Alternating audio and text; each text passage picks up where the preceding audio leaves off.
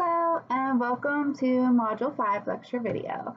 This video will focus on chapters 9 and 10. At some point, you will more than likely work with a resistant client. So what is a resistant client? That is a person who is going to feel forced or pressured into seeing you. Some examples of that might be a child who's being forced to come by a parent, somebody who's required by CYS to come, maybe somebody who's on probation or court ordered to be there. Those are just some examples of resistant clients that you may run into.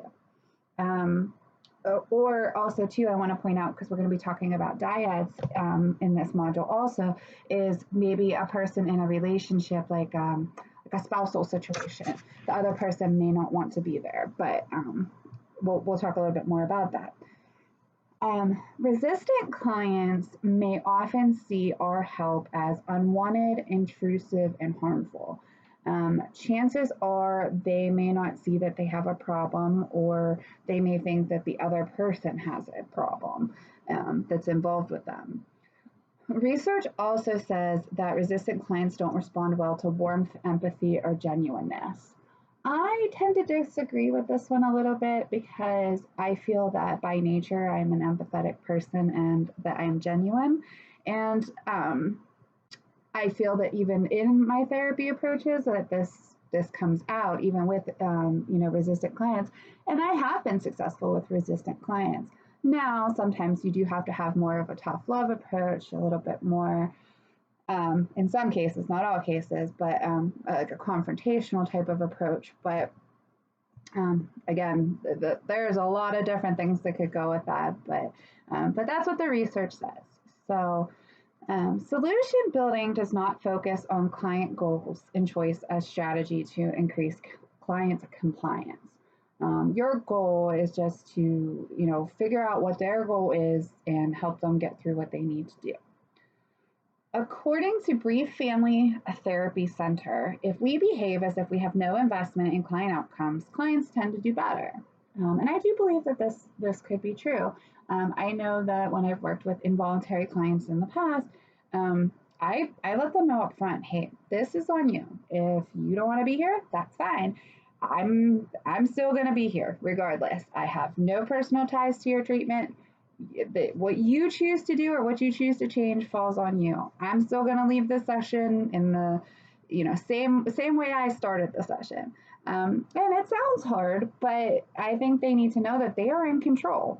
They are the ones that are deciding what their fate is with this treatment.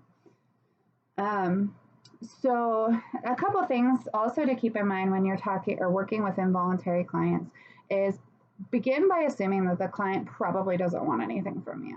So as we mentioned earlier, that they may see you as unwanted, intrusive, or harmful. So they probably don't want any help from you, is what their initial thing is going to be. There is a great possibility that you will be responding to anger and negativity. They might be angry that they're there and you're going to have to work with that.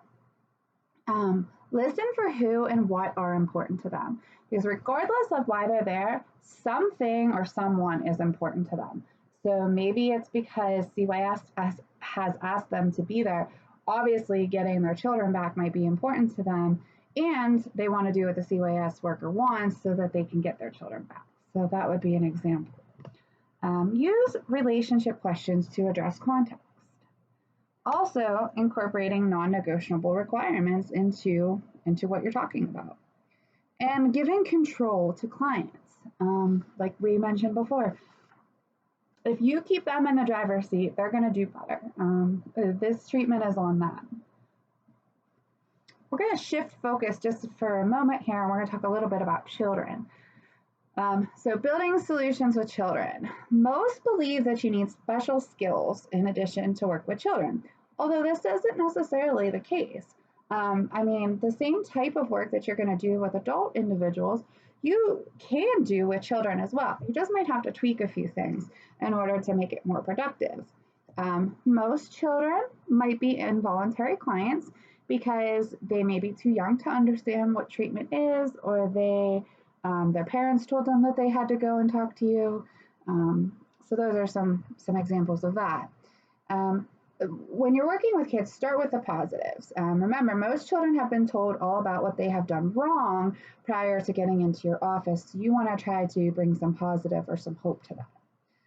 When you're working with children, this is important and on the quiz, try to get the adults with them as allies. That sounds, kind of different, but these are the people that the children are interacting with the most. So if you are seeing a child, you want to, work with the parents as well and have allies with them, because when they leave your office, they're the ones that are going to continue the work on for you. So you want to be on the same page. Get the child's perspective. Since you work with the adult of the child, you might be biased to what the adult's perspective is, but make sure you take time to kind of separate yourself from the parent, even though I just mentioned about being allies with them, but take a moment to actually see what the child is saying also and kind of keep an open mind to that. When you're working with small children, it is best if you have the option to do so, maybe having small chairs, a little desk, some age appropriate toys, some art supplies, different things like that, something that will help them feel more comfortable. And honestly, in sessions that I've done with children, you can use that stuff as like a play therapy to try to get to, a solution with them, or even drawing. Drawing is a really good one with kids. Have them draw a picture of their relationship with their parents, stuff like that. Oh, so many things we could do. Okay, so enough about children. Let's talk about interviewing dyads. So, what is a dyad? A dyad, another quiz question, is two people who are in a close relationship. So, some examples of this might be parent and child, husband and wife, student teacher, coworkers, roommates. Any of those scenarios would be an example of a dyad. Are they usually equally motivated? No, they are not. One is usually more motivated than the other, and one will probably be involuntary or may not see that there is a problem or an issue. Or they think the issue is the other person. The main difference between individual practice and practice with dyads is maintaining a focus on the relationship. Everything else is the same with them, but you really want to focus on the relationship of the person that's wanting to be there and the person who's not wanting to be there, that relationship. If one person doesn't want to come to session, still work with the person who shows up. I have another quiz question. This is important. So you still want to work with them. The key is to, okay, maybe this will be better with an example. So let's say we have a husband and wife come in. Wife wants therapy, husband does not. Wife shows up, husband blows off the appointment. You're still going to work with the wife. So the wife is going to have the best expertise on the husband relationship, even though he's not there and he's not in the session. But that's the closest that you can get to understanding the relationship, at least at this point. So they will be able to bring the missing person into the room through their expertise and through your questions and stuff. Not an ideal situation if you're trying to do dyad work, but it's going to happen. And kind of just to touch upon mandated clients, these are the people that are ordered to be there by you. I think you guys understand what that means. So what is different from other involuntary meetings? There might be non-negotiable requirements from the court. They have to be there or they might go to jail type of thing. It's important to know what the mandates are for those clients, communicate them clearly and respectfully so that even though they may have heard it from that person, they heard it from you. Clarify what your role is and what information you'll be relaying back to whoever that said person is that's mandating them. And be clear what you already know about their case. Talking a little bit about crisis situations. So a crisis is an event or a circumstance that provokes a strong reaction or emotion in people. Can a person in crisis bring strengths to the situation?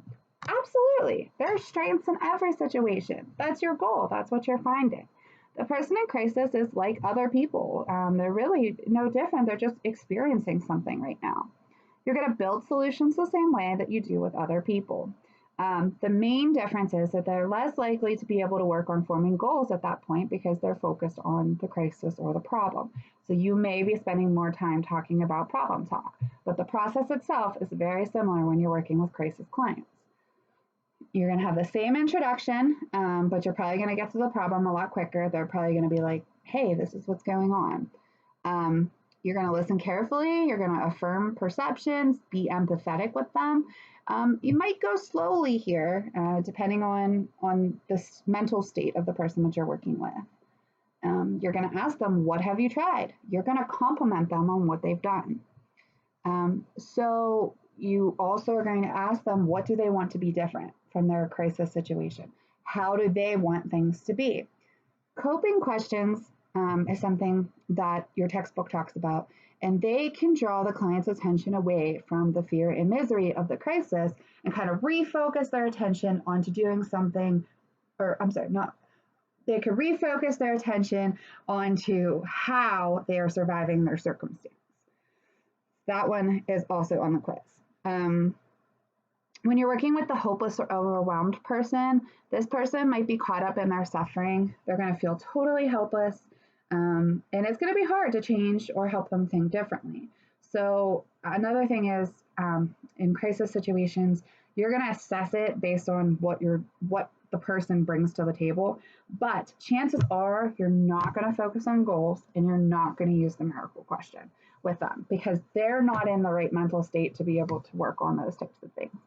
They cannot think it that way. And that's when we go back to those coping questions that I just explained to you guys a minute ago. That's what you want to focus on, is how are they coping with their situation? What has been helpful so far? How did you make it here? Give them a compliment that they made it to your office, things like that. Once you get the person through the crisis, then you can focus on goals and the miracle question. The suicidal person. Don't try to persuade them that suicide is illogical or will hurt others. They're not probably going to be able to think rationally about that at that time, and that might create more distance between you and that person. Pretty much the best way to handle that would be still from the not knowing standpoint and try to understand what their logic is behind their decision. Let's see. Something else to keep in mind is suicide is often a form of being overwhelmed. So kind of the same things that we've been talking about before would also work with a suicidal person too. Some other important things that you will see on the quiz. Again, we talked about not scaling or not using the miracle question. So when you are using scaling questions for the crisis client, you wouldn't want to scale about the miracle question because we're not using the miracle question. Also, something helpful in assessing a client's basic needs, your textbook talks about Maslow's hierarchy of needs. Basically, just making sure that a person in crisis has like those basic physiological needs like water, food, shelter, stuff like that. And Maslow's hierarchy of needs is good at explaining that with the pyramid. And lastly, what is the best thing to do with a client that still seems overwhelmed after coping exploration? Honestly, at that point, if a client is still overwhelmed and you've tried all these things, it might be best to explore community resources that fit appropriate to the situation. The book also recommends calling in your supervisor, get some extra help in there. And possibly it might even result in a higher level of care, somewhere where they can learn the coping skills that they need and also have the appropriate monitoring to help them get through their situation. So that is module 5, guys. Thank you.